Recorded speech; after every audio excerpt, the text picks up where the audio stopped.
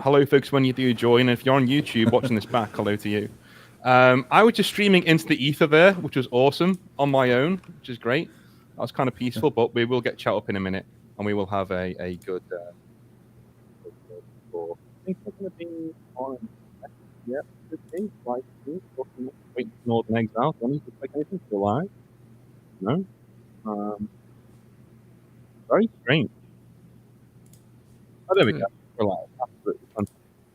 All right, all good. We'll get into some questions in a minute, but how are you guys doing with the process right now with your writing in new modules? Or how is that going? Are you guys neck deep in it, or how are you doing? We're in the thick of it, but it's going great, man. Yeah, it's going. We got a lot of of good stuff. Yeah, this is an expansion to the Shucked Oyster, so it's not just a module this time; it's an entire campaign setting. So this is like the whole world that the Shucked Oyster took place in, which could have been anyone's campaign. You know, we made that so it would be just drop in to anyone's regular campaign, but we liked the ideas so much and couldn't get them out of our head, so we just kept going and things spiraled out of control. As they do. As soon as you write a map, you're done. You're finished. Like, that's it now. Yeah. So hello everyone who's joined the chat, and if you are watching on YouTube, hello. We're going to be jumping into questions in a little bit here. But I've been wanting to get you guys on to the channel for quite a while, but I know you're all busy as hell over there. So you know, we're happy to join you anytime. Yeah, we had a hell of a conversation last time. It was really fun. Yeah. That was great. I mean, this is why I wanted to do it this way, because last time was more of an interview to introduce you to people on the channel. But I prefer videos like this when we're just chilling out and talking. Oh yeah. Yeah, I agree. We have questions, but we like to have conversations with people. Absolutely. We will get to the rave question a little bit later on. Somebody's already pinged me, and it's not just it's just like it's just, okay. Yeah, we'll get to that question a bit later on raves and things. Yeah. Tyson, hi man. I've arrived from the Ring of Mammon. Okay, whatever that means. Psycho Ty, hello North News subscriber. Just started watching your Hobby Nightmares videos. Very entertaining. Cheers, dude. Yeah, I mean, have you guys seen any Hobby Nightmares? Have you had any Hobby Nightmares? And that's another one we can talk about. Oh yeah, we refer to the Hobby Nightmares as gaming Garmonbosia. That's right. From Twin Peaks. It's the pain and suffering. Absolutely. We've had some interesting experiences, but nothing quite like what you'll find on Reddit. Oh yes. God, no, yeah. That Reddit is a cesspool of most things. I think we started up. We read one or two from Reddit way back in the day, and I just stopped because a few of them were just like, truly getting them abominable. from subscribers is much better. Yeah, abominable. Like people walking into like a hall of Warhammer and they can just smell like the feces. Yeah, man. It's just like invisible wall. Yeah. It's bad out there. So absolutely. All right, let's jump in. Let's jump into your Sure. So what is Bloodmoor, man? Go ham, wax lyrical. We're here. Let's talk about some Bloodmoor. Let's do it. Absolutely. So Bloodmoor is a campaign setting that was spawned out of the Shucked Oyster, which was our first Shadowdark module. Just happen to have a copy here, and it's a surrealist horror world. So it's very much like if David Lynch played role-playing games, this is the kind of world that we would like to think that he would come up with.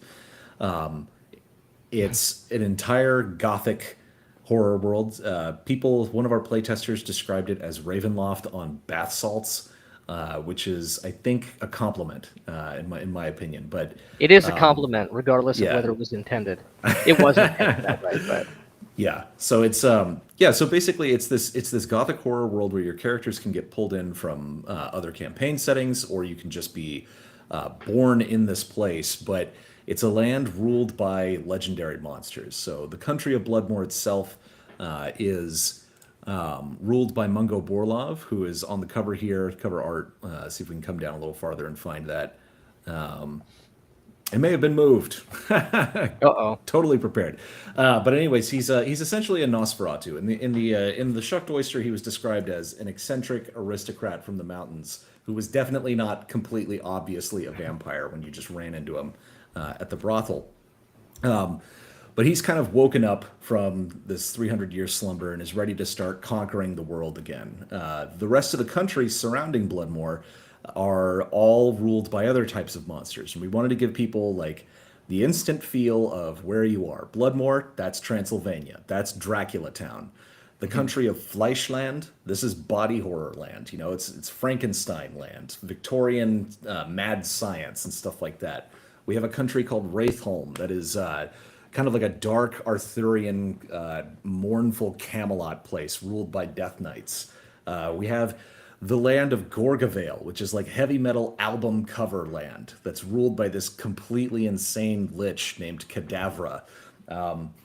There's the Goblin Kingdom that's very much like the world of Labyrinth. And all of these, and there are more as well, but all of these different countries and legendary monsters, sort of like our module, the Shucked Oyster, all of the leaders have these competing motivations and mutually exclusive hatreds and alliances. So if you get caught up in that world, something is going to happen. Like it's a big open sandbox place, and for really, really crazy adventures. And the thing is, it's not simply a wacky cartoon land, though. We invite people to really take it seriously on its own terms. And we assure you that it will be, not only will you have kind of like the epic heroic drama, but you will get comedy out of this in ways that you couldn't have anticipated. And it's going to be very, very fun. But we're launching this on Kickstarter on June 3rd. We encourage everyone to go to the Kickstarter page and get signed up for notifications so that when that goes live on Tuesday, that we can blow it out of the water. Because this is, it takes, the first 2 days are the most important in any Kickstarter's lifespan. Yep. I've never done Kickstarter. I mean, you know, sorry, Nick, go on, sorry. Oh, no worries. I was just going to say briefly, you know, because this is a full world, a full campaign setting rather than a singular location like the Shucked Oyster was, you know, you're not just getting the competing dramatic motivations and web of intrigue at scale, at the top level down to the individual level, but we have things like new races or ancestries, as they're called, some of which are very funny. New classes, and one just like the Shucked Oyster was in large part inspired by the carousing mechanic that is a really core part of the Shadow Dark play experience. We hit on a kind of minor subsystem in the Shadow Dark core book. It's been expanded slightly in one of Kelsey's Cursed Scroll zines. I think it might be number 3, which is the Oaths system. And we've sort of expanded that and drilled into it to incorporate and present a number of different player-facing factions that give you motivations, goals to pursue, things to be mindful of, as well as an in-world connection to other parts of this wacky, weird horror place. But the deeper you go, the more committed you are to these sometimes very bizarre goals and bizarre ideologies. And you get paths of reward. advancement through these factions that give you some extra stuff. And we'll go over some of those in just a moment. But we have this is kind of the world map that we have now. If we were hacks and frauds, we would have just taken Western Europe and renamed the countries, but we didn't do that. We took Eastern Europe and the Balkans, Absolutely. and renamed everything except the Black Sea, of course, which is still the Black Sea. It's a metal name. You got to do it. Yeah. But this is a absolutely gigantic play space. It's a little difficult to see just because I can't zoom in too much, and the Kickstarter is a little bit low resolution. But we have every single country, and we'll come back to some of this in just a moment. Every single country is getting its own zoomed in map with a lot more detail. And so I don't know if you can see this on here, but this hex map has 6 mile hexes on it. This is the country of Bloodmoor itself. So you got the Mungo's, Dracula castle here, the castle of the Bloodlord. This whole area is something like 11,000 square miles. It's like almost 406 mile hexes. So we're going to have points of interest for interesting adventures and stuff like that that you can find on the map on its own. But one of the core strengths of Shadowdark is that it has this really, really incredible set of GM tools. So any country that you're going into, anytime that you're moving into a new hex, your GM is supposed to be checking for new points of interest. And so your Bloodmoor is going to kind of develop differently from everyone else's, and you're going to have it's just a really, really incredible kind of sandbox adventure. Everyone's going to have a different experience, but the factions that we were talking about, we've got 10 of these things for players to join, and so they're all kind of themed on different elements within the setting. One of them, started by the Goblin Kingdoms of Mirthgrieve, is the Bramblestone Carnival. This is a organization that is sort of like this traveling gypsy circus. It sells magical items and things like that. But behind the scenes, they're basically like the Illuminati. It's like the Eyes Wide Shut. Everybody having the masks on at the parties, and they're kind of this transnational bacchanal of chaos. They're in everyone's politics, and they're ruining everyone's plans, and you can get to be a part of that. And they have kind of a bad relationship with some of the other factions. Most people don't like them, but the Blackstone Bank in particular is this like world-spanning banking institution that hates them, because the goblins, when they're selling things in their markets, they're not using fiat currency or even gold pieces or anything like that. They're using fairy prices. It's things like, you want this sword, well, you have to give me your voice, and the bank hates it because they can't account for anything in that. We've got a bunch of different people, like the Order of the Wilted Rose, which is more of a serious faction that's based out of the country of Wraithholm. Their kingdom has been usurped, essentially. Someone killed the king and has taken over for the last couple hundred years, and they're out to try and restore the proper lineage and bloodline that can rule over that place. The Hounds of Peace are people that it's kind of like what's that character? Peacemaker, I think. They're so dedicated to peace. It's peace at any cost. So Even war. Yes. Yeah, that's their primary value. At any price. That's great. I love it. There was a character in the Shucked Oyster named one of our favorite characters, named Gaston the Righteous, who's like your typical lawful stupid paladin, but cranked up to 11. He's awesome. He's just pure masculinity, and he's founded a nation. When we were thinking, like, where does this guy actually live? Young Steve was like, he lives in the Castle of Courage, because where else is that guy going to live? And where is the Castle of Courage? It's in the country of Goodland, which Obviously. is definitely, obviously, which, if you'll notice, is located historically where Constantinople would be, which is right here. And there's an order out of Goodland known as the Knights of Good. Their primary value is good. It's fighting evil. They're not concerned with peace. So the Hounds of Peace and the Knights of Good, though they may have similar goals, sort of, they tend to not really get along either.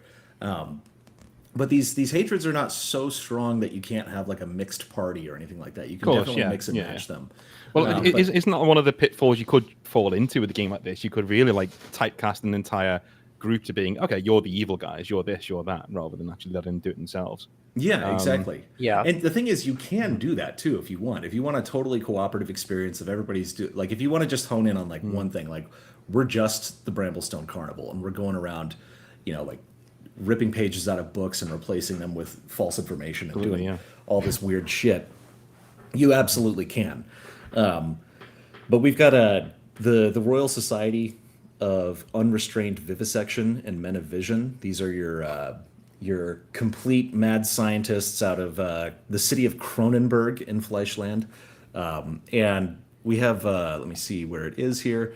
Yeah, we have a little write-up on them here that basically gives your code of honor that you have to follow to maintain your status in there, and then your kind of ranks as you level up. So at level one, you're considered an adjunct, and so you get like an additional language of your choice, which is a pretty minor boon. Level 4, you become tenured. You get to recall useful esoteric knowledge once per adventure. And it goes all the way up until an Arch Scholar at level 10, which is basically when you die, the Men of Vision, the Society of Unrestrained Vivisection, they'll find at least a piece of your body and they'll bring it back to Fleischland and they'll stitch you into something and reanimate you. So Awesome. you'll come back as something weird and kind of messed up. So Dude, there's like the low key body horror and comedy is just Yeah. off the Yeah. chart. It's Yeah. just great. It's awesome. they operate out of the city of Cronenberg in Brukenenko University. So it's just complete madness. Like their code of honor is very. It's like the taboos of simpletons are an invitation, not a warning. Document all ruins and hidden places so their knowledge can be shared with the Royal Society. And willful destruction of knowledge is an unpardonable crime. And even to join these guys, you have to have been kicked out of another faction or accused of crimes against science and humanity, basically. Yeah, you have to have escaped prosecution from someone else. Yeah, for blasphemy. So just talking to chat as well. So we will be doing the 40k question a bit later on as part of what we're doing today. But Bloodmoor is what we wanted to start with because it's something that I've just seen coming up. I think I had this question last time you guys were on, and that was literally, "Hey, are you guys going to do something bigger than the Schuckdeuster? Or are you actually going to do something?" And you at the time you said, "Yeah, there's something. I can't talk about it right now. But there's something." And here we are. So this is what I wanted to start with. Now is the time. We ended with that question last time, and we're starting with that. The answer to that question this time, which is awesome.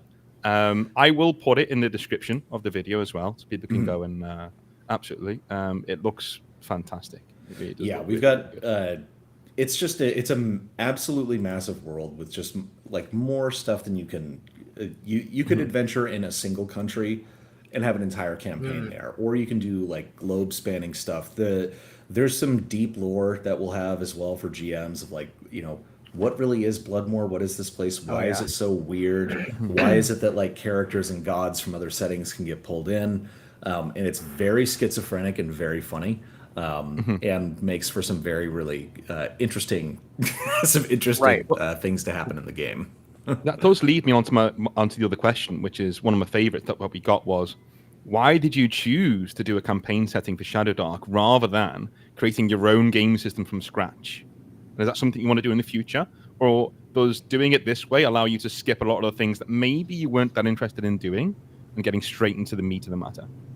We're definitely going to do our own game at some point. But just like how the Schuckdeuster happened, we had a sort of one-off idea, what we thought was a one-off idea when we were recording a video or writing the script for our video comparing the Shadowdark system to old school Essentials. And the idea would not be ignored. And then by the time we had laid out all of the characters and all the plots and not plots, I shouldn't say that, but the various conflicts and premises. The various conflicts. One of the chief characters which demanded to be looked at and demanded attention was Mungo Borlov. Because we had laid the groundwork in the Schuckdeuster that he's a Dracula who took a nap that was supposed to be for only 50 years or so, but circumstances were such that he has been asleep for a much longer time than he's anticipated, and all of his Dracula brides have been ruining his house and his holdings, and all of his vassals As they all want to do. As they are wont to do. And now all his vassals have declared independence, and he wakes up and like, God, geez, dude, what do I got to do now? This isn't how it was supposed to be. And that's very interesting. It's very funny. And we just kept thinking, okay, what are the implications? What does the world of Mungo's domain look like? Well, obviously it's ruled by legendary monsters, just as he is a legendary monster. If he's a Dracula, obviously he's only going to approve of the highest and weirdest and most horrific horror creatures to rule over his vassalages. And well, what do we do with that? What if we have, as we do, a gorgeous, hot goth babe, banshee queen? What if we have an Arthurian death knight, a deranged lunatic lich, a incomprehensibly mischievous goblin king, and Right. all the other dramatis personae, and then taking it down? What is it like to live in a place ruled by the Goblin King? Well, Yeah. it may seem fun from It's the fun outside. for him. It's very fun for him. Yeah. That is Yeah. definitely the case. So we knew we had to come back to it. And whatever we're working on, we're always occasionally coming back, and we have an idea like, oh, we have to include that. So Yeah. One other question. Sorry. Have you guys ever read it's a new book. It's called The Devils. Have you read that yet? No, Okay. I haven't heard of it. Devils. It's a Joe Abercrombie book. He's Okay. I have the Lord First Law Grimdark trilogy. Yes. Yeah. This sounds like that. Obviously different, but in that there's like a hit squad of monsters who are taken by the Pope. And the Pope says, "Listen, we've got to install somebody on the throne of Troy, because Troy is still a thing in the Middle Ages in this world." And they send like a vampire, an elf, all these little things that are just like horrific, and they're guarding this woman, and they're given this brand. So if they ever think about hurting her or each other, they get violently ill. And there's this necromancer there who is just like such a dick that he just keeps having diarrhea because he can't stop thinking, even if it's best for him to not think this, he can't stop himself. He's such a dick. And it's just like, and I got a paladin who can't die, that kind of thing. And it just, it sounds like a very similar feel to like the I'm gonna have to read that after we're done writing. Yes, I'll give you a link. It is brilliant so far. It's so funny. But yeah, this does strike me as that. So I'm really looking forward to this. This is going to be my shtick, I think. It's going to be so funny and so good. All the characters on the front cover here, these are him and his brides. It's the type of thing where it's like he married this really hot-headed, like almost like Italian blooded woman who just caused him nothing but headaches. That's Belladonna Lamort on the left. That didn't go well, so he's like, you know what, I gotta get a new one. I gotta get a new wife. I'm gonna do it right this time. So he gets the kind of Victorian aged trad wife. This is proper trad wife. Yeah, exactly. This is the Ava Green and Penny Dreadful. That ended up being a horrible mistake as well. So he's like, fine, I just want someone to make me feel young again. And he gets this broad on the right who is truly psychotic and destroying his life. So he's decided to call it quits, and basically, like, before he can start conquering everything, he's got to get his house in order, and he's got to do a monster divorce from these evil women. But they've been preparing for, they've got their case is being prepared for hundreds of years. He doesn't want to pay blood alimony.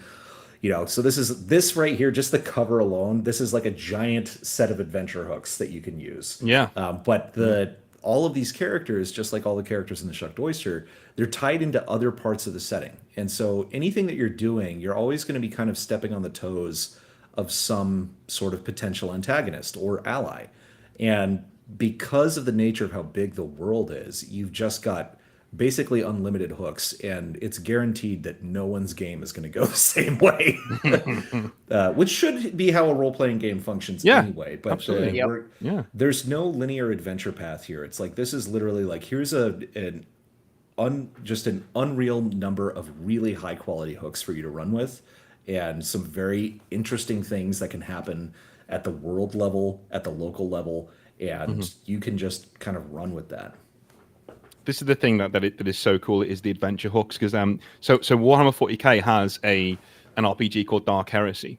I played it. Oh, you played it? Great. Yeah. A lot of that game, it's not really good for adventure hooks because it assumes you're a 40k guy already. It assumes you know what you're doing, kind of thing. You've already. So I always love it. 40 years of adventure hooks in your exactly. Like, the Emperor is, you're a bride of the Emperor. You know what you want to do. But books like this absolutely do need all of those hooks, all of those little signs saying, "Hey, maybe use this." Fantastic stuff. And we will get into that in a minute, because that is another question that I wanted to ask, and that was, what does the what is the, because we'll go through the themes, because I wanted to talk about this to people, is what is the state of tabletop role-playing and wargaming publishing for smaller creators right now? I can speak to this too, but I am really, really curious as what you're going to say in terms of, because I know you guys are on Kickstarter as well, but I know you've had issues with, Big Daddy Cool's tariffs and things like that going on with publishing and stuff. So how are we right now, do you think, in terms of small creators? That part of it, the tariffs thing, is really kind of rapidly evolving. So I don't know where that ends. I think it's going to stabilize, and we're probably going to end up with fairly low tariffs all around. But who knows? Who knows what's going to go there? In terms of like the kind of state of the industry, in terms of like the big corporate people like WotC, I think they're in real trouble, not because of the trade situation, but because they fired so much of their audience, and nobody cares about this new edition of D&D that they made. Right. They changed enough of it that you basically, like, it's not really backwards compatible, but they didn't change enough to give people a compelling reason to buy it. And there's a bunch of culture war stuff associated with it as well, but it's just they've made a product that really nobody cares about. So I think their D&D is probably going to get shelved for a while, or they're just going to switch to doing like licensed properties. In terms Do you of, not think? Sorry, man. Do you not think Go like ahead. with the culture war stuff, people are just exhausted with it? oh yeah, people if you see absolutely They definitely are. You know. Yeah, they absolutely are. And this It's impossible for them to adjust course at this point right. Yeah. for a number of It's- different reasons. It's not a small startup company, that can just pivot and do things like maybe TSR would have, or even Wizards of the Coast before they got bought up by Hasbro. It's a giant ship with committees and vice presidents and all of these things, and they are committed to a direction that they've gone in. And I think that the kind of shift in the vibe shift, so to speak, in culture, especially since 2024, is not something they really foresaw, and it's going to be really difficult for them to get out of that. Which I think is why I think that they're basically just going to let this edition die on the vine. They might make a new edition again in a couple of years and try again, but like all of the people who made this edition are out. They've been either fired or quit. What was his name? The Chris Perkins and all of them. Perkins, It's, perfect yeah, time to yeah. retire. Yeah, just released a new Yeah. edition. Great high note to get Yeah. out on. It's like, okay, I don't know if I believe think- you, but All of this is to say that there's going to be a sort of significant foundational shift in, if you want to call, the meta of RPG publishing from both big publishers and independent publishers. I think we're watching that take place in real time right now because of the vibe shift, the political shift, the tariff situation. These are all, symptoms of that transition taking place. And so, to Matt's point, people are not interested in 5.5 or 6e Yeah. or whatever it is they're actually calling it because of the culture war stuff, but also because we made this point in a video we released last year on May the 4th, criticizing people for liking Star Wars. I remember this. yeah. Get married. No. Yeah. That is what you should It be is our doing. it is our regardless. most criminally underviewed Grow video. I know Yeah. people should be required to watch that, but Yeah. it's not just the woke stuff. It's the design by committee. It's it's like life and death, where death is, life is not, and vice versa is true. Where the committee is and where the overburdened corporate structure is, creativity is not. And I don't think, even if they were able to sort of shake the sort of virtue signaling political allegiances, it's not enough. It's too little, too late. And with regard to the tariff situation, combined with the lackluster interest and lackluster sales of the new edition of Dungeons and Dragons, we're going to see a lot of people, a lot of small creators get taken out of the game.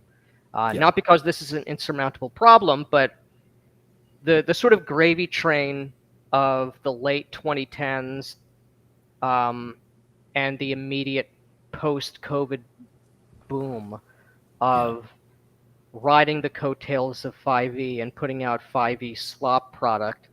It's just not making the money, and the juice is not worth the squeeze.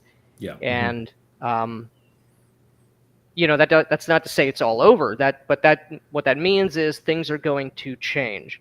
And I think all this is to say that the point that we've made from the very beginning about the desperate need, the desperate yearning people have for something that is real, something that is sincere and has a voice, we're seeing that start to be enforced, like in the marketplace, with these sort of more stringent market conditions. There just isn't the opportunity to have, a multitude of uninteresting, uninspired, creatively bankrupt lists of more 5e features and have it get sucked up. Which I think actually is going to make it, in some ways, easier for people with interesting ideas to cut through the noise. Exactly. Yeah. So it's a great opportunity if you have a good idea. And people want something that is sincere, and they want something that is interesting and that the person is passionate about. And while I'm sure the people who were working on 5.5 day to day probably were passionate about it, it's exactly what Nick said. They were working in an environment that is designed to destroy creativity. That is not what a corporate environment is. I've worked in corporate environments. They're not all that fun. Same, yeah. It's gray, sludge. Yeah. It's the type of thing. There's this great documentary by Wizards of the Coast about themselves called The Eye of the Beholder, but it's about all the great art of D&D over the course of like 50 years. And when they describe the working environment of what working at TSR was like in the late 70s and all the way up to the mid 80s, it was just total chaos. Like some guy, he would work whenever he wanted. He'd get his work done, but he'd show up. And the building would be locked, and he'd climb up the fire escape and through the window and get in. And everyone's playing D&D during the day, and it was just this kind of Wild West. There was no HR department. It was a place for just unbridled creativity, and that probably hurt them in some business ways sometimes. But they created these products that were completely memorable, and that's not something that can be made at the Pepsi Corporation. No, I mean, Pepsi is not going to make great creative art. It's all very eerie, right? Because I think Wizards of the Coast are several years down the line, and Games Workshop are several years behind in terms of what's going on. If you speak to or hear Rick Priestley, one of the guys who made 40K, him talk about it, it's very similar. So Games Workshop back in the day was a place of ideas, was a place where just some beardy nerds got together and said, hey, we have these toy soldiers. How do we create stories for them? Why are they fighting? Where are they going? That kind of thing. And we can make a company out of that, and that's where they went. So I think... But now it's how do we turn that into a loot box? Exactly. So I think, well, Games Workshop have done that for years. So they've nickel and dimed their audience for decades now, which is why they are such an anomaly. They are an absolute. Yeah. So many other companies would have been taken to task by now and just said, no, we're not paying for that. We're not doing that anymore. That fucking sucks. I'm not paying $60 for 10 Marines. What are you talking about? Right. And then when you release a new edition, maybe they don't even work anymore.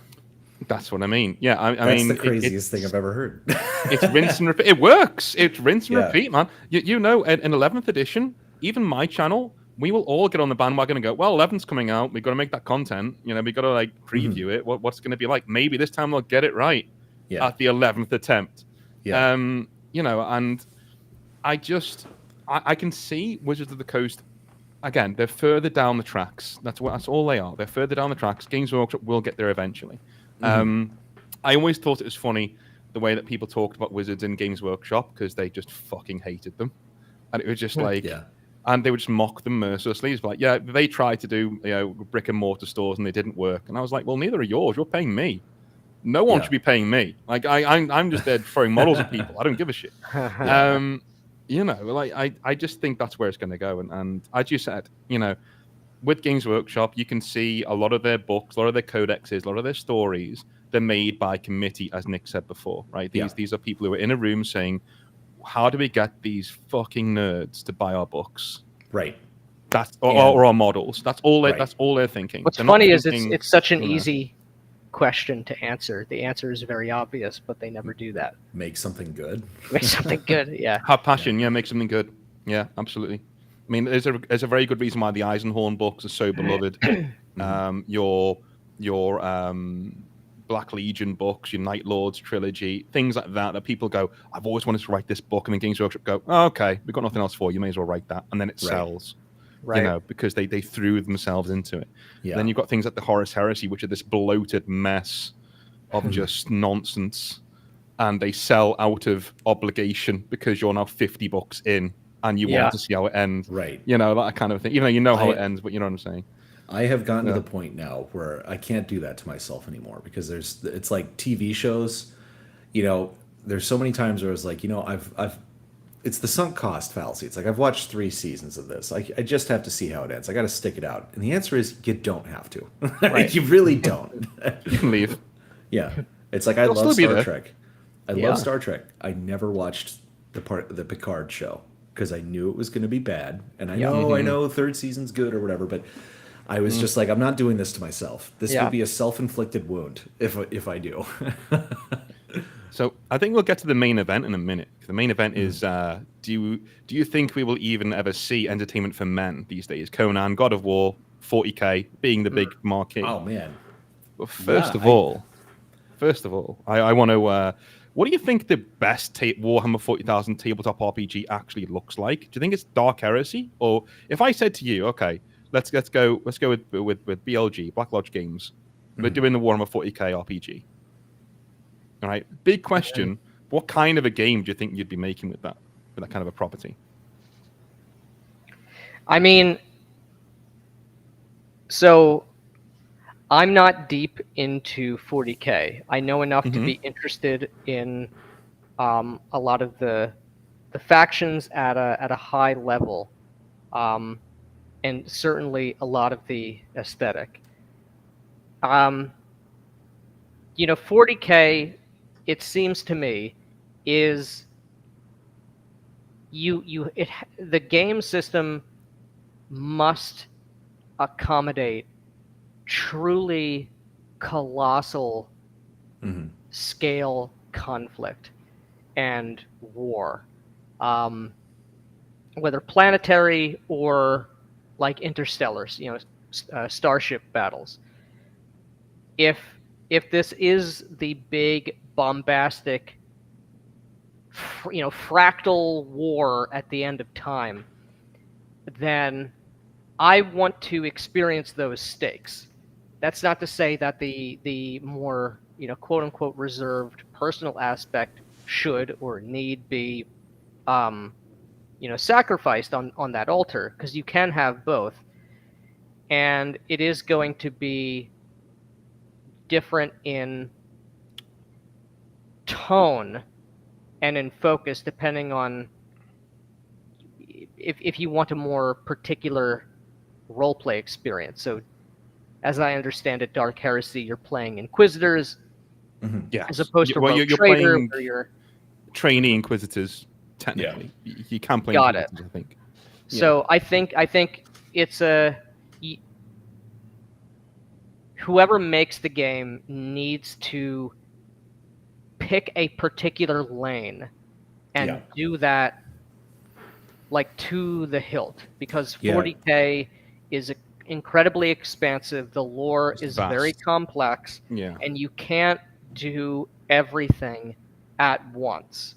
So in that respect, the old, I forget the name of the company who did Dark Heresy and Rogue Trader, and I forget the Is name that of the Green Space Ronin? Marine one. I think so. I'll find out. Green Ronin, yeah. Yeah. Yeah, It might have been. In that respect, I think they made a very good decision, because a game yeah. where you're doing an inquisitorial drama, the rule system is not going to accommodate the things you would need for science, sci-fi warfare. Apparently, it was Black Industries, Fantasy Flight, Okay. who did Oh, it, 2008. Yeah, that surprises me. Yeah, Okay. I agree with that, because the thing is, there's multiple. I would not say that there's one Warhammer 40K RPG you could make, and I know there's a lot of people who really like Warhammer Fantasy RPG, but that, I think, allows for, you can do adventuring and you can do a lot within that, but 40K is different, because you can't just play an average Joe, because playing an average Joe, there's hundreds of trillions of you. You know, it's like it's in the, it was in the Dark Heresy book. They were basically saying, like, your life does not matter. You're on this hive world where there's like the skyscraper has 1 billion people living inside it. And it's like it's very hard to have. You can It's not do a local. game. Yeah. You can do a game where you focus on how hard that life is, that being the meaningless little cog, or if you go up and you're playing with like the high level lore characters and things like that, that's a different game, in my opinion. There's too many. There's no way to encapsulate all the themes of 40K into one role playing game, I think. Yeah, I think you're completely right. I mean, the one thing I thought of when I had this question in my mind was having a centralized starship. You're on a starship. You're going up there. A centralized role-playing game, and then module spin-off of that. Because we currently have the Death Watch module where you can all play Space Marines. Because obviously, in playing a Space Marine in a normal party, that's ridiculous. You're just going to mow through everything at that level. Whereas with something like on a ship, then you've got ship maintenance, you've got different classes, you've got scoundrels and space sort of a thing, and the warp, all of those things. You need a navigator, so you don't all get your insides ripped out by a demon as soon as you try and translate anywhere. That kind of there are, as Nick said before, there are lots of moving parts in 40K that make it so unwieldy to try and do an RPG. Unlike Warhammer Fantasy. Magic in Warhammer Fantasy is just like, it's there. It's very soft. It works in any way, shape, or form that you want it to. The Empire has magic. You've got licensed mages there. In 40K, most mages are killed, like literally within seconds, bullet to the brain sort of a thing. Or you're a Grey Knight, or you're in the Inquisition, or sanctioned, whatever. So yeah, I completely get what you're saying. Again, the answer to the question is, it's very, very, very, very hard. Exactly. So, all right, we'll get to the main event then, because I think that's what people are mainly here for. And that is, do you think we will ever see entertainment for men? And now, the reason why I picked this one out is because somebody has obviously seen your God of War video. Like Nick or Matt, do you want to take us through that? I know, Matt, you were the voice in the ether on that video. What was the message of that video, and why do you think it's so important? Before we jump into maybe how 40K fits into this argument. Yeah, I played the very first God of War game back in like 2005 probably, and it was a lot of fun. It wasn't Shakespeare, but it was just unbridled masculine power fantasy, and very few games have been able to really do that recently. And I remember seeing the new God of War, how not only the gameplay was significantly changed, which is not always necessarily a bad thing. I mean, new technologies allow you to do different things, new game designers doing different directions, but the character of Kratos has been so neutered. Like he used to just be this force of death and annihilation and rage and anger. And that was fun. That was why people liked playing the game. That's why we showed up to mash the buttons, was because it was hilarious, reaching into the Cyclops' head and pulling its eyeball out. That's the point of God of War. And the new games, it's like everything that Kratos does is basically just him apologizing for being so awesome in the first couple of games. It's everything that you liked about the first games. It's like you have to feel bad about that. And occasionally we'll let you do it just a little bit in the game, but then we're going to wag our finger at you again. It's like it's essentially what they did. People liked the movie The Joker, and they liked it for the wrong reasons. And so they made The Joker 2, and they raped the Joker in the movie. It's like that's what they did. That's what they're doing here in this game, especially in the second one, where it's just this is not entertainment for men at all. This is entertainment for midwits and women. And if you go and watch, but it's a humiliation ritual for. Yeah, if you're a man who liked, that's exactly it. If you were a man who liked the previous games, this is a humiliation ritual for you, and it's revenge for you. And the whole thing about it being for women, it's not even that I'm like against women having their own entertainment, but if you just look up God of War broke me, or God of War crying, or God of War emotional, you'll just get video after video after video of these female streamers who are sitting there performatively crying during all of these emotional scenes in God of War Ragnarok. And the thing is, they are getting out of that game what the game developers intended. It's like you are supposed to cry. You are supposed to feel this, this father-son relationship, and Thor is such a broken character because Odin was so bad to him as a father, and now he's passing it on, and he's an alcoholic, and he's fat. And it's like that has nothing to do with why I wanted to play God of War. Like that has nothing to do with it. And absolutely, the Kratos that everyone knew would have just killed all of these people. And he was capable of doing it from the beginning, which is the thing. It's like the character was capable of just wiping out this new pantheon, just like he did to the Greeks. And so it's like, why wouldn't he just do that? Like, why after I don't remember what the timeline is of the original trilogy, but it's quite extensive. It's crazy, It's crazy. But it's like, do you really people don't really change? they become more than not to that extent. Over time. Anyway, not to that extent. No. And this was it's just this.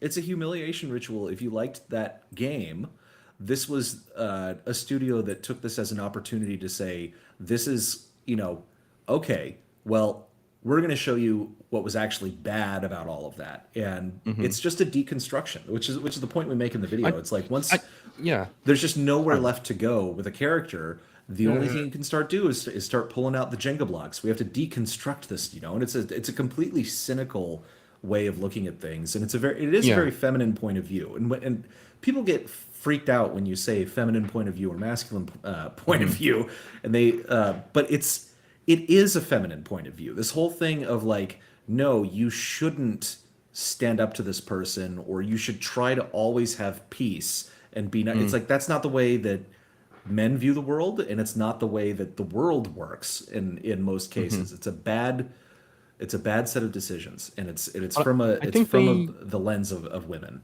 basically. They said, didn't they? So I saw Corey Barlog, who's the director on both games, I think, and he was on the originals, I think. He said, when he was asked about it, he said, well, we're all fathers now. When we were doing the original God of War, we were all young men. So basically what we're saying is we were fun. Now we're not. It isn't even that, I don't think, because it's such a perversity. And the most benefit of the doubt you could give that guy for what he said is that's just a cop-out answer. I think it's actually probably significantly worse for him and a lot of these other people, because fatherhood and masculinity are not at odds with each other.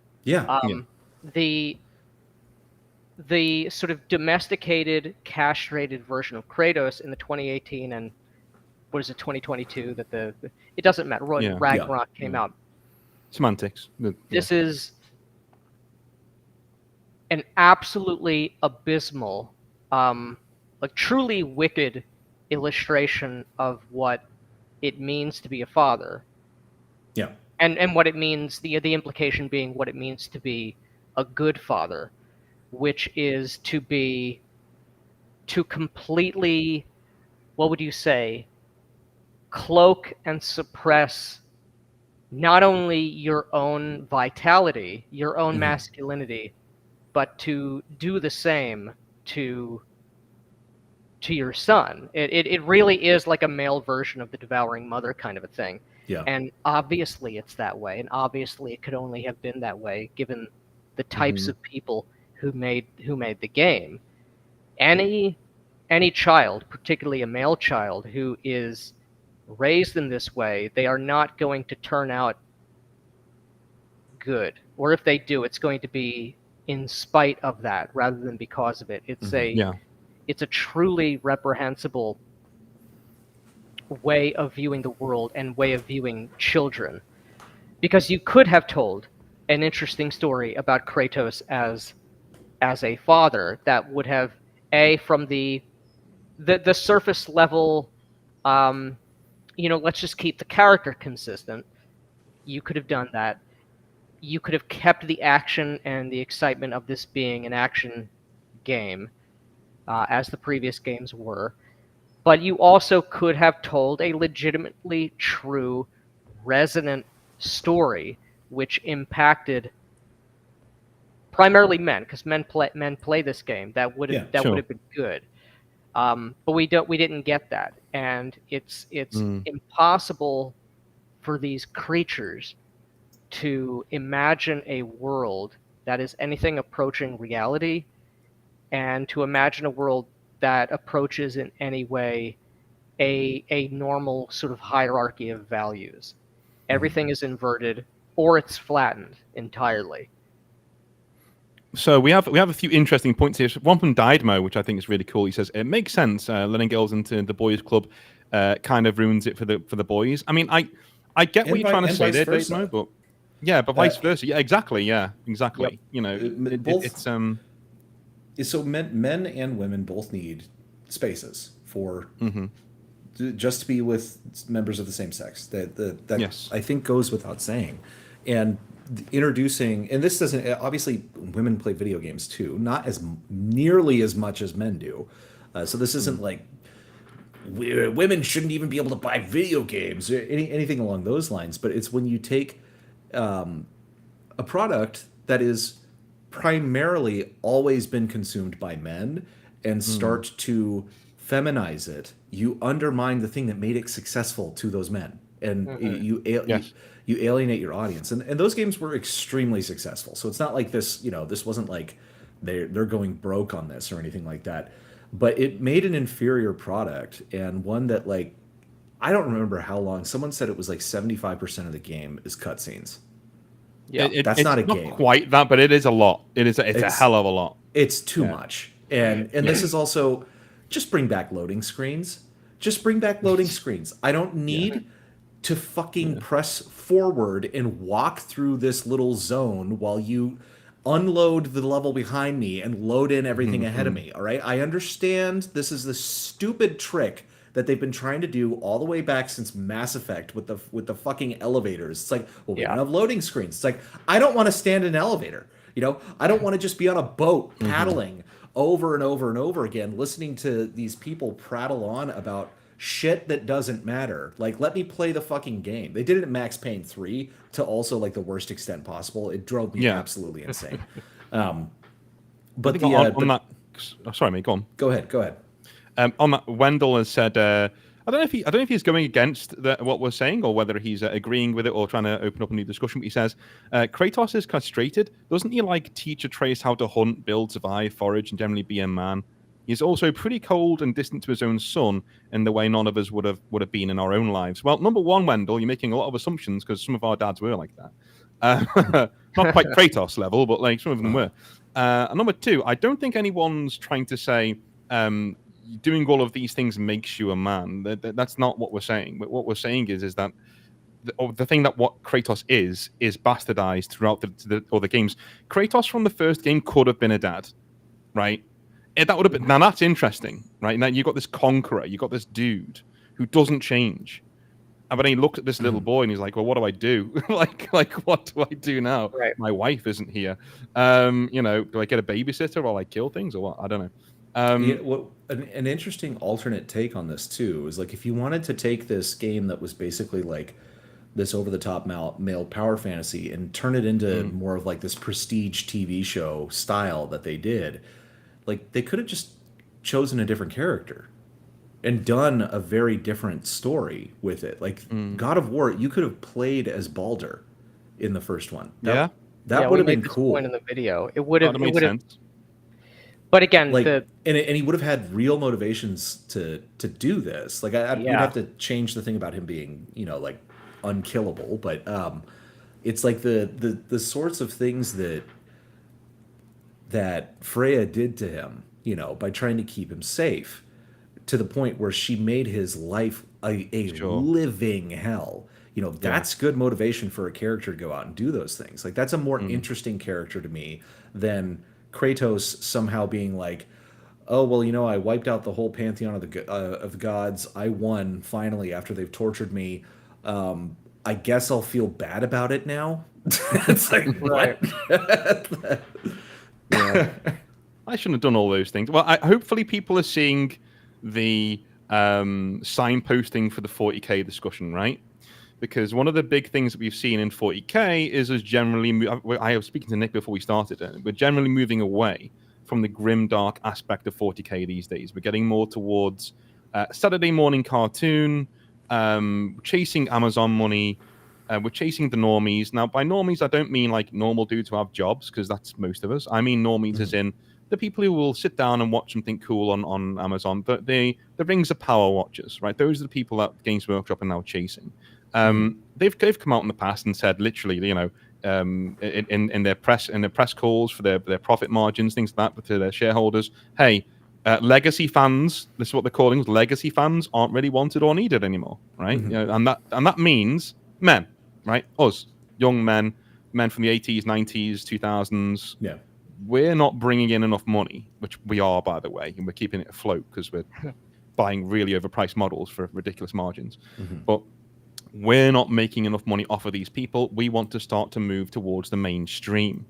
So in terms of 40k, I really am now seeing this not emasculation of all of the characters. That's not where we are yet. The 40k is still 40k. It's still there. But I think we are seeing a slow erosion of what it was.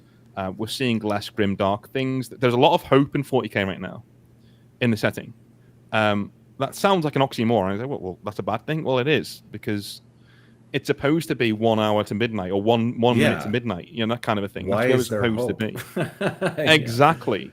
Because women don't like settings that are devoid of hope. Like I just, my missus is like, ooh, about 40k. It's like, yeah, well, that's what I like about it.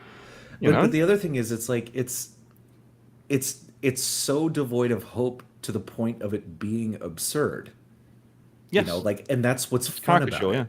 Yeah, that's why there's a dark sense of humor to the entire thing.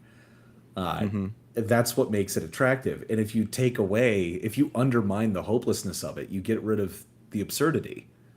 You get rid of the thing that makes it very attractive to people. Or that makes it, you can divorce one from the other, right? So you can say, hey, it's just satire. It's not too serious. But as soon as you start to say, well, there is hope here and you can win, then you're like, so all these things you were talking about, socialism and stuff, like Mike Brooks is a writer for them right now. Holy shit.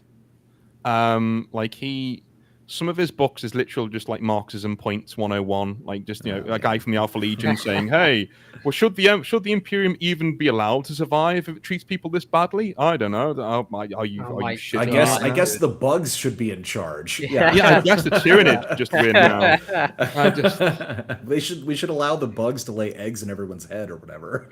It's boil you down into our fucking genetic goo, and that's where we are. That's where we're going. And I think this is the same thing as the Starship Troopers, discourse that comes up every couple of months. The media literacy discourse. Yeah, where it's just like, I'm sorry if you're asking me to identify to relate to the bugs, to this totally inhuman, disgusting, pus-filled bug thing. Like, I can't do that.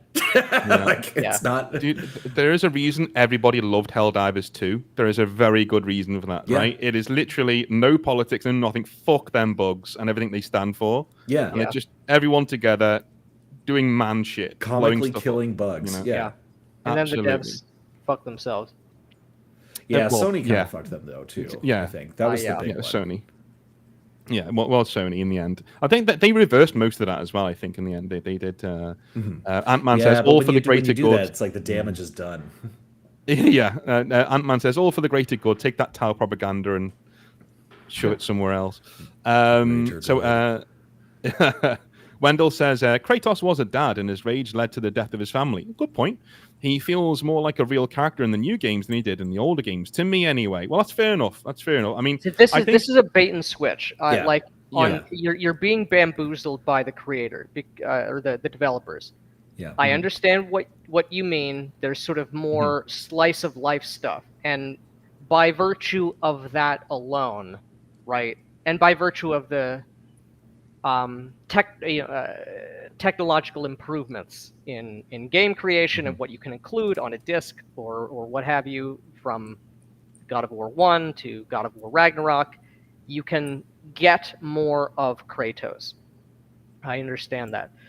However, he's not a more realistic character. You're right that Kratos' rage leads to the death of all of Sparta and his wife, and I believe it's his daughter, because. But that's why he's the hero. Is he killed all of Greece? Well, they're trying to sort of do a low resolution version of a Greek tragedy. Also, the gods were manipulating him. Yeah, and even if you want to on purpose, that? He didn't kill his family on purpose. I think Ares. Yeah. Right. It wasn't his choices that led him to do that, other than the choice to work for Ares. But correct. But this this gives him, in the initial trilogy, the sort of moral and heroic justification to go on a killing spree. Yeah. The rule under the Olympians, as they're presented in the initial God of War trilogy, is intolerable, and Kratos has the moral right to kill all of them, even if there are innocents who die along the way. Yeah. He is still justified, and you could say there's still a tragic element, or there's a personal cost to that crusade and to the resolution how God of War 3 ended.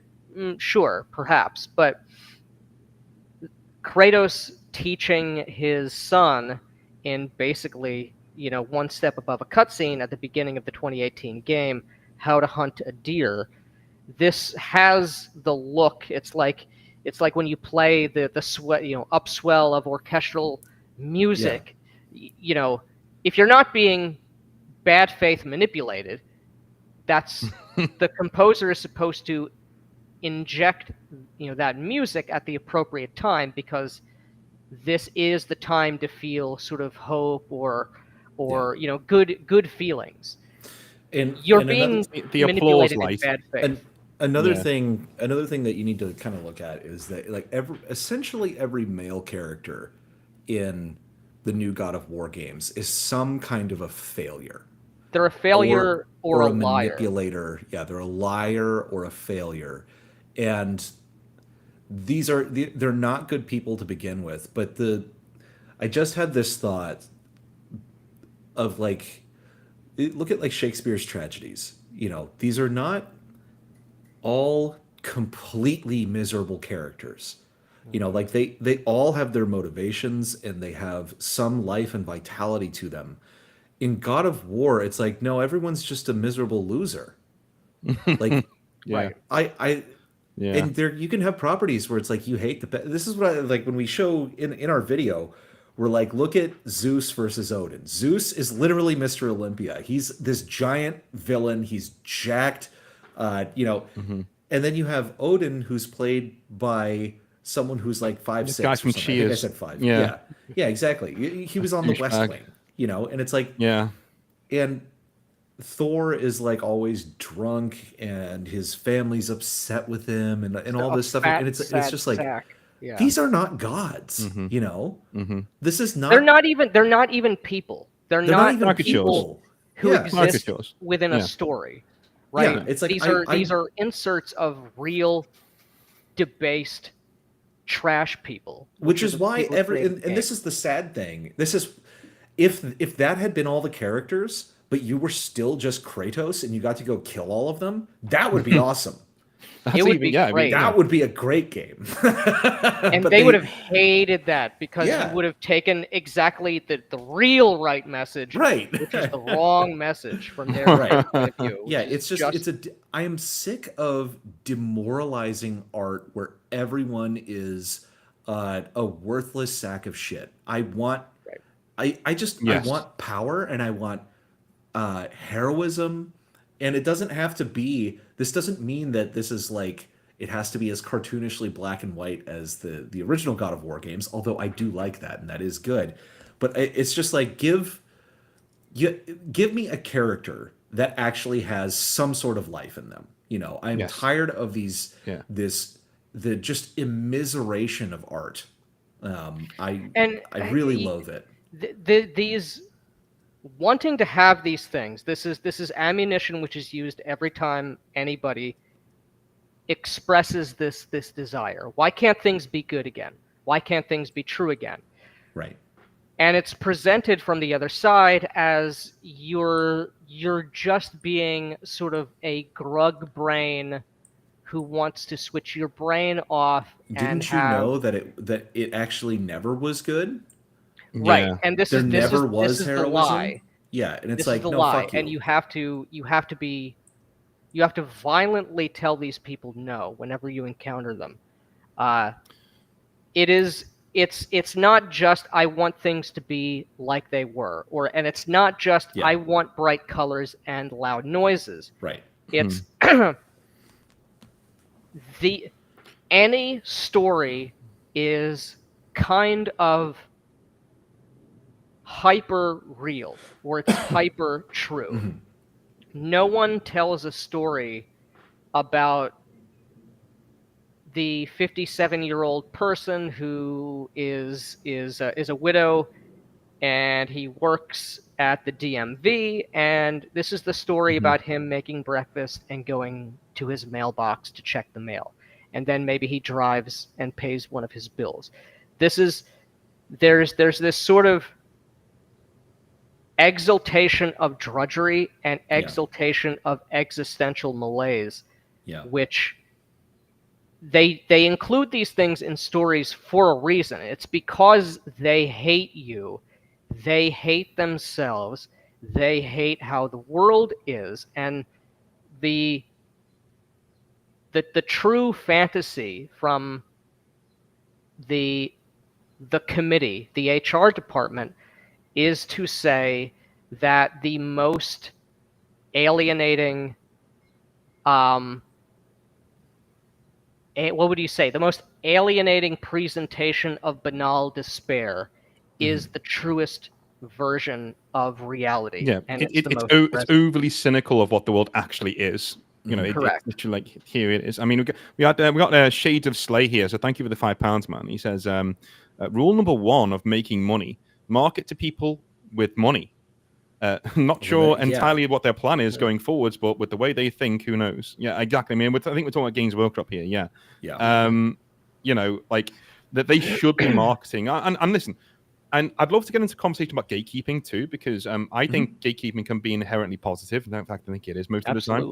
Absolutely. Because gatekeeping is not, in my opinion, keeping everybody out because only people like me are allowed to come in. I don't give a shit who you are. If you're a Yeah. man, woman, whatever, whatever color you are, I don't care.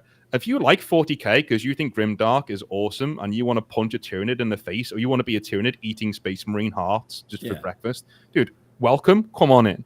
Absolutely. Those are the people that they should be getting marketing shoved at them, right?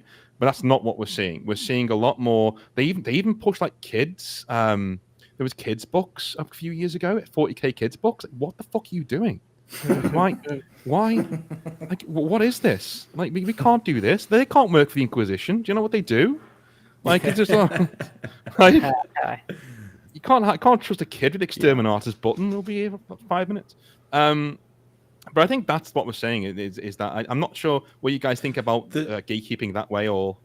So my thing is like, I don't know that this can be prevented with big properties like 40K and D&D, because they're owned by these big corporations now, that they have interests that are not aligned with the hobby. What they have is a property that they can extract money from, and they will attempt to do that in any way that they see fit.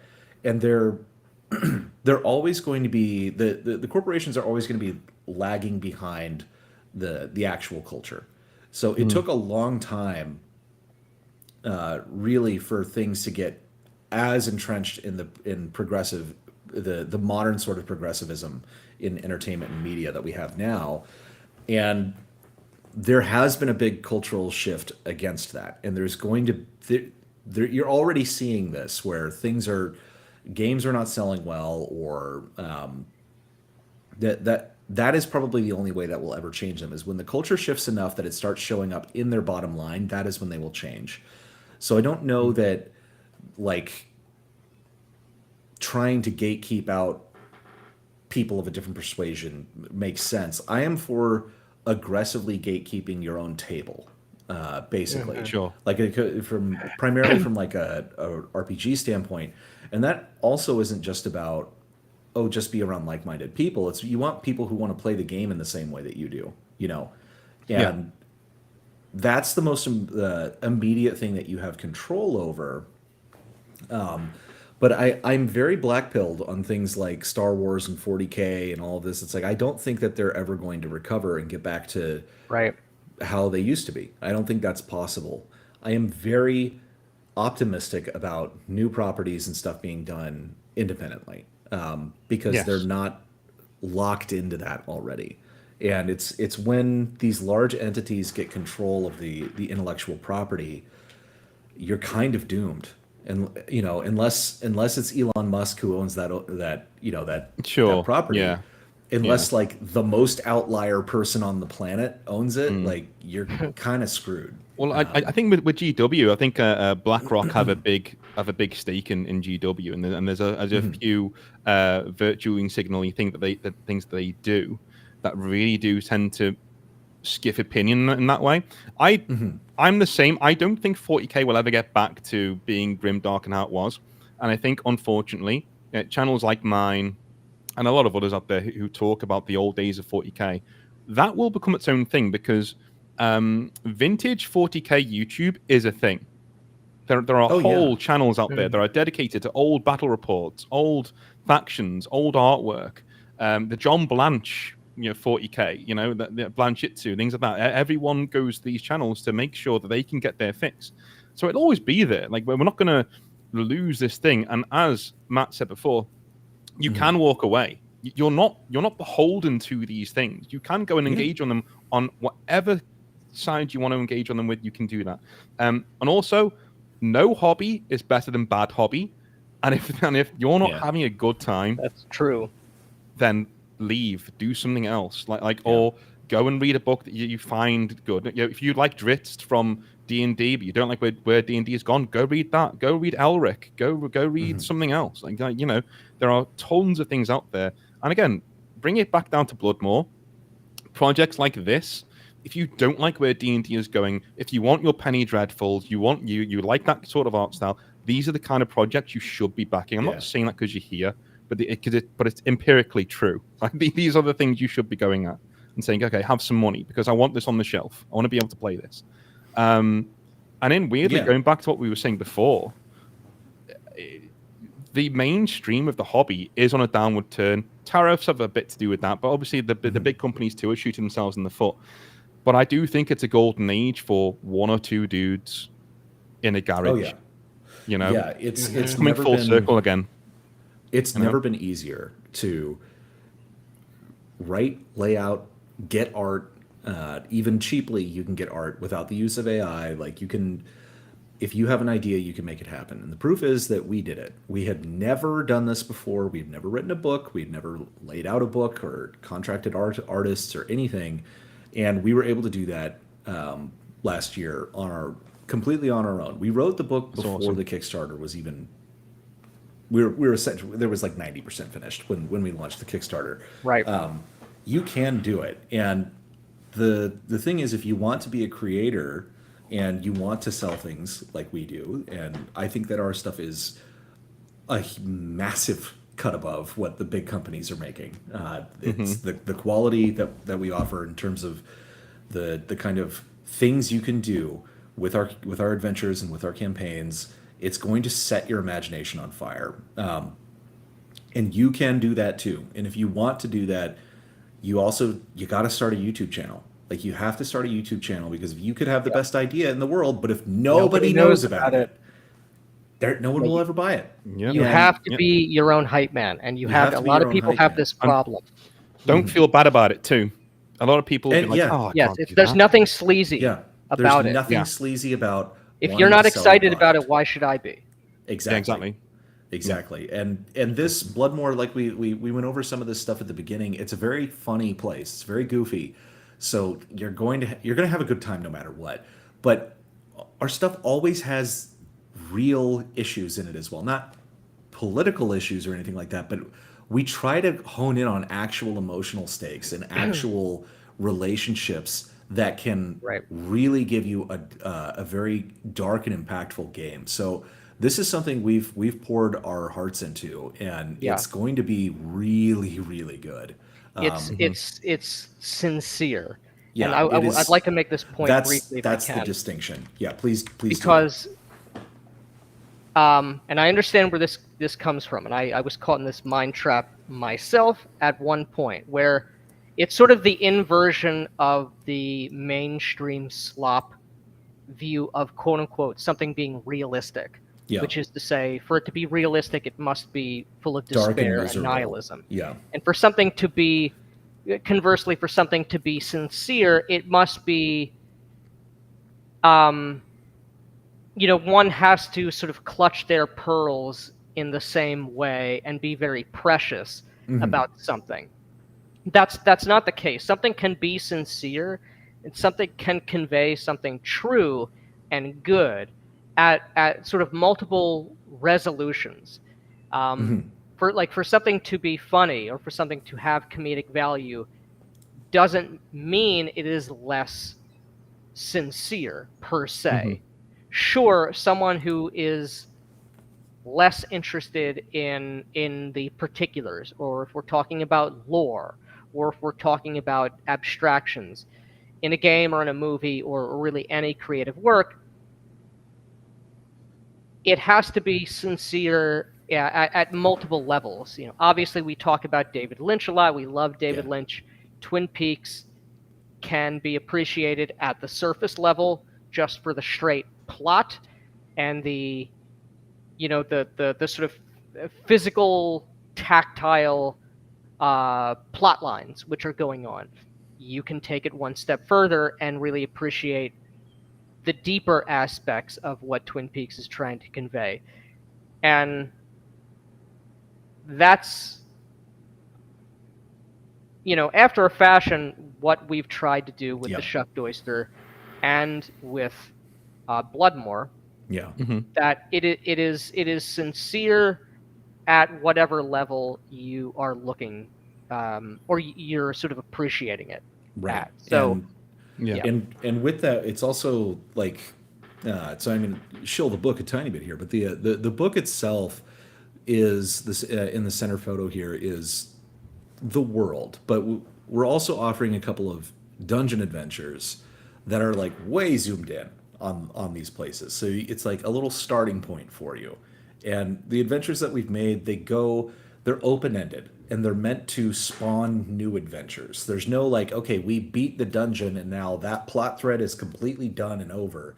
It points to other places in the world. And so it's meant to give you fuel for your own imagination, because this is like we absolutely love role playing games, and we love the freedom and the agency that your characters have, and being able to craft through play these incredible stories and incredible memories. And this is something that is going as just a jumping off point. This is such a good book. Like we are so immensely proud. If you guys want to know how to do it, how to talk about your own product, there you go. Right? Okay, this is how it's done. But Exactly. one thing you mentioned there that I want to thank you for is that as a GM, the jumping off point, something that I'm good at in the session itself, that the one adventure that we're doing here, it's that the hooks for the next adventure already being laid in place. That's so hard to do, and there's so few books out there that do that. They go, okay, so we're in the we're in the Shucked Oyster here, right? Okay, we're here. If you want to go on an adventure to this farmyard place where there's a zombie outbreak going on, here's a person sitting in the tavern that can take you to that. If you want to go to that kind of thing, it's just something that not a lot of RPGs do these days, which I kind of like, which is absolutely fantastic. Yeah. I think we've sort of answered some of the later questions already, just in some of the stuff that we were talking about, so I can throw some of them away. But one thing I do want to talk about, and this is really interesting, and we'll get back to 40k in a sec, but how did the Elder Scrolls lose their way, in your opinion? Oh man, it's a big one. So my earliest experiences with the Elder Scrolls is with Morrowind. So I have not played Daggerfall. I have not played Arena. But I think that was a product of basically dumbing it down for the consumer. Oblivion was trash, and I will not play the remake because the core game was trash. It was bad. We tapped out at the same point. It's like, these Oblivion gates that are boring as fuck. Yeah. Do that another 12 times. I was like, no. Fuck you. Yeah. I was like, I'm not doing this. Because then it was, even if you get to that point, it's like the way I play Morrowind and Oblivion is you just go off and you explore and you get lost and you do things. And occasionally you come back to the main plot and then you get lost again. And it gets to the point though where it's like, no, there's 20 Oblivion gates. Just they're everywhere. Yeah. They're just fucking everywhere across the map. And it's like, this sucks. With the same enemies. Just the little run things and one or two Dramoras, you're done. It's the same dungeon over and over again. It's just like, and by the way, Matt and Nick as well, did you ever read the synopsis of what the Empire is actually supposed to look like, the Imperial Province, what it's actually supposed to look like? This I have. pseudo samurai, a priest walking by and surrounded by a mist of ancestors. Dude, that's cool. Yeah. And what we got was medieval Europe 1.0. Oh my god. I'm so... I hate and love the Elder Scrolls so much. Finish your point, because I'm going to go on a rant. And I was finished. No, that was me. That's all I had to say. Well, Matt, you still have, I think. Okay. Well, I was going to say, so the Elder Scrolls, Morrowind, the lead writer on that was one of the lead writers on Glorantha in RuneQuest for Chaosium, and this is it's the oldest fantasy setting out there, essentially, for role playing games. And it's incredible. It is I think I have the RuneQuest Glorantha sourcebook right here, premium edition, which is phenomenal, by the way. It's such an interesting world, and Morrowind it had such a weird aesthetic, and you can tell. And actually, the character, the guy who the census man when you first get off of the boat. That's the writer. That's physically what he looks like. But they threw all that in the trash, like you said, for this pseudo medieval horse shit. And I never played Skyrim. I know everyone loves Skyrim and they say it's better than Oblivion. I just don't care. Oblivion was so bad and it soured the Elder Scrolls for me so much that I will never go back.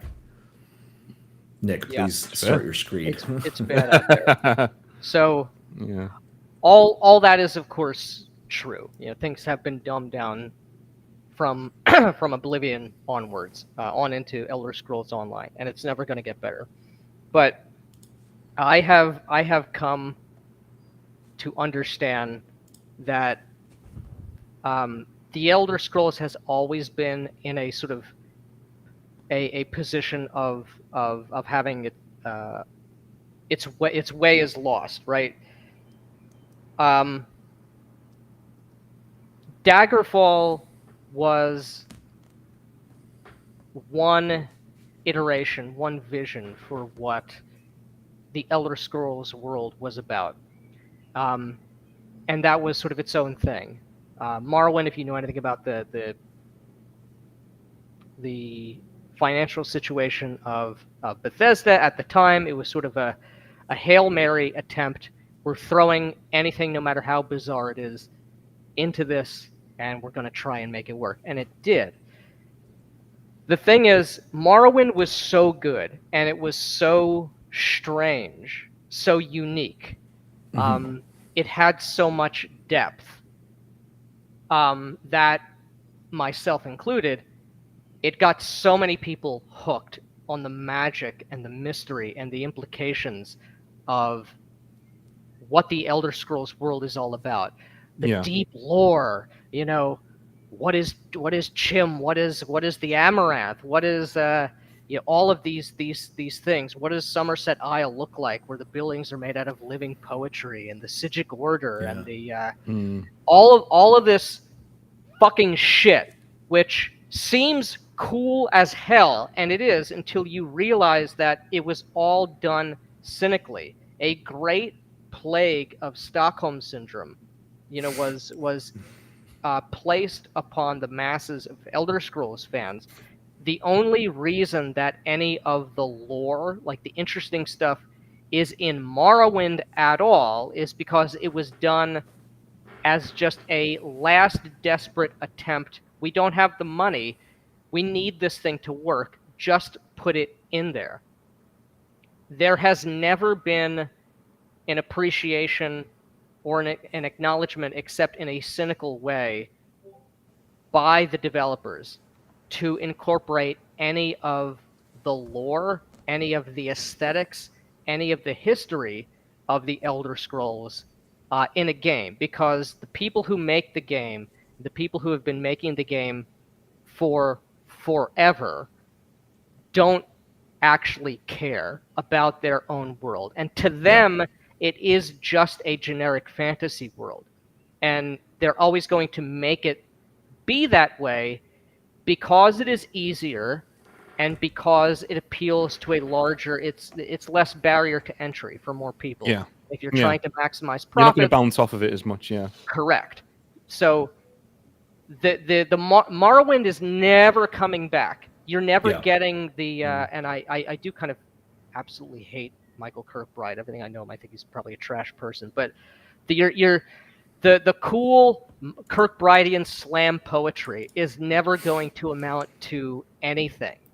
It'll never be there, and if it is there, it'll only be there as like a breadcrumb to sort of mock the people who really enjoy the lore. And this is what people have to understand. It's not that it ever was good. It was accidentally good because a company was in desperate financial straits. Yeah. So in my view, Elder Scrolls has never found its way. There's never been a real path that they deviated from. There was really a singular moment where something unexpected happened.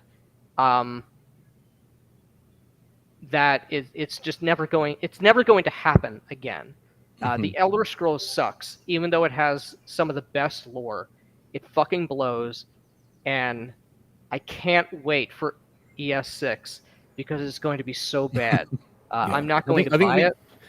I think have you guys heard of Tainted Grail? The new Tainted I've Grail? heard the name pop up, but I'm not familiar with what it is. It literally came out a few days ago, and it's getting mad props because it's such a weird, grim, dark, Arthurian, made by an Eastern European company, so you know it's going to be, good.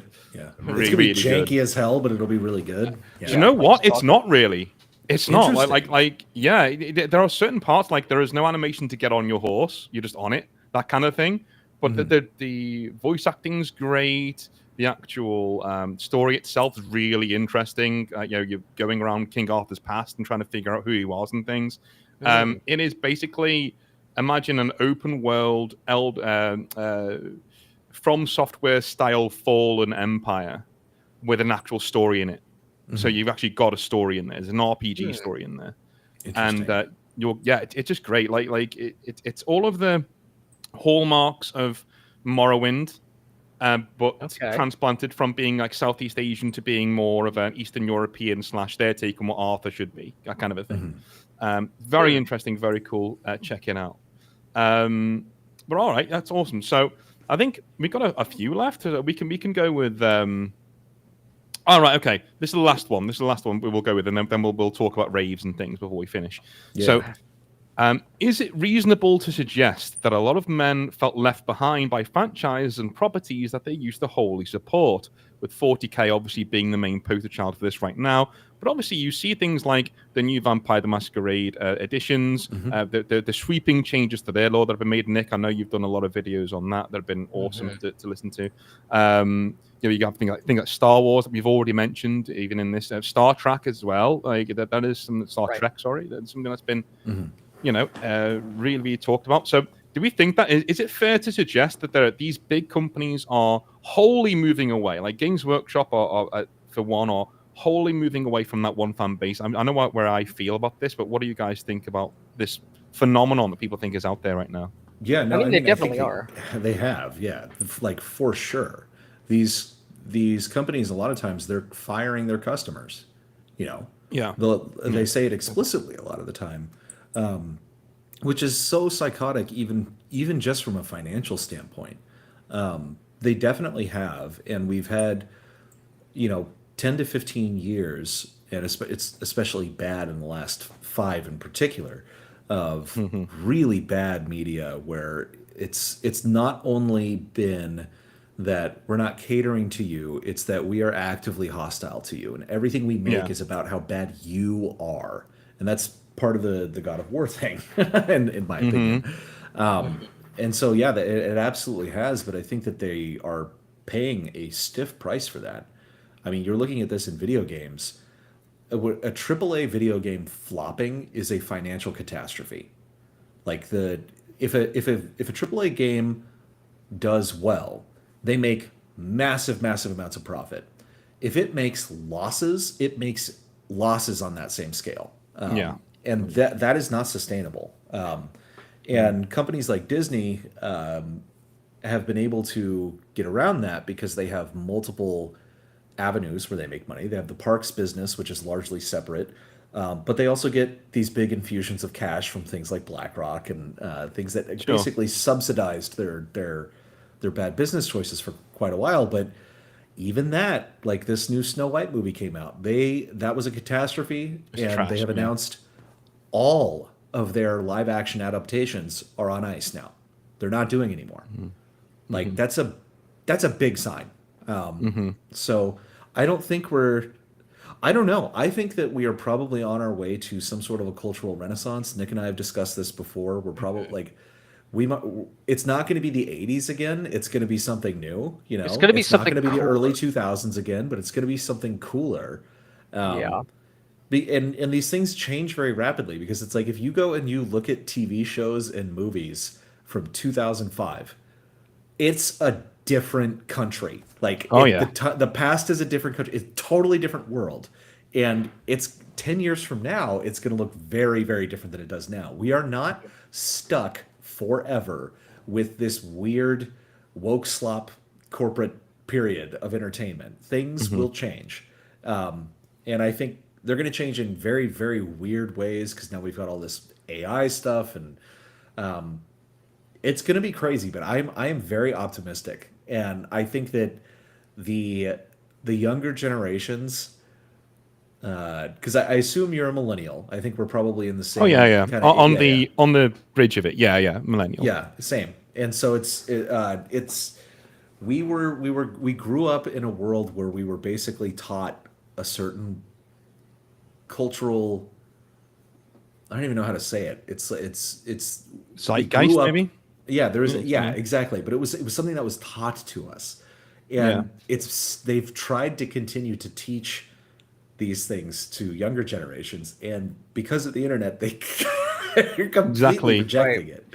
I And think that's the main thing. Yeah, we grew up with it. Like we were there were when it swimming in it. started, Yeah. and literally we built it. Like Yeah. you know, all YouTube and all. It's only successful because of our generation. Right? Yeah. We were the first ones in the door. You know. Yeah. And when we've unknowingly poisoned kids' minds, like now that's it. Like they're perpetually online, and all of Yeah. their opinions need to be acknowledged, and everyone needs to have their own little space to go and talk. It's just bullshit. But like, do you remember what we said before about publishing and things? When I think we all mentioned it, where we started off with Games Workshop and Wizards of the Coast back in the day, literally just wanting to make stuff because it would be cool to make stuff, right? They're a bunch of guys in the garage, and it grew from there. Yeah. And now all of a sudden we have a swinging back to that. So they've lost their way over time. But now we've got guys like yourself with Bloodmoor, which we'll get back to in a sec, where we're just sitting in a garage or sitting in a room and creating something, getting it out there for the masses. And that cultural renaissance that you're talking about, especially in fantasy fiction, things like Warhammer, new things will come along to supplant the old that loses its way. And I think projects like this is us seeing it happen, like in real time. Right. You know? And I wish that those things that I loved as a kid didn't get ruined. Like I wish they hadn't, trashed Star Wars and all this stuff. But Sure. I'm not gonna I would just suggest to people, don't lose sleep over it. And you can also come up with something really cool. And there's a ton of really cool stuff out there.